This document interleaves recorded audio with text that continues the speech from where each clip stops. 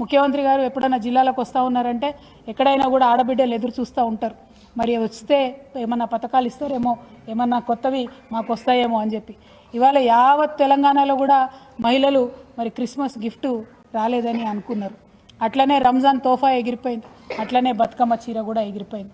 ఇవన్నీ ఒకప్పుడు ఇచ్చుకున్నాం, ఇప్పుడు ఏదీ లేనటువంటి పరిస్థితి.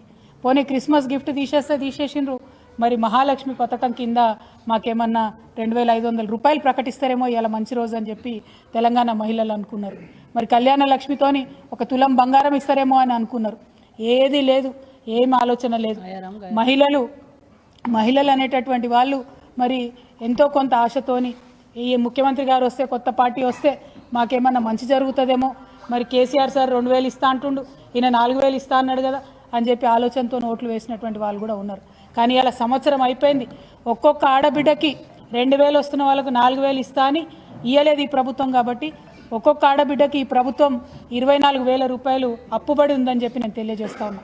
అట్లానే మరి 18 ఏళ్ళు నిండంగానే స్కూటీలు ఇస్తామని చెప్పి ఆడపిల్లలకి, మరి ఈ సంవత్సరంలో 18 ఏళ్ళు నిండిన వాళ్ళందరికీ కూడా మరి స్కూటీ ఇస్తారా ఇయ్యరా ఏం సంగతి అన్నది కూడా ముఖ్యమంత్రి గారు మా ఆడపిల్లలకు చెప్పాలి.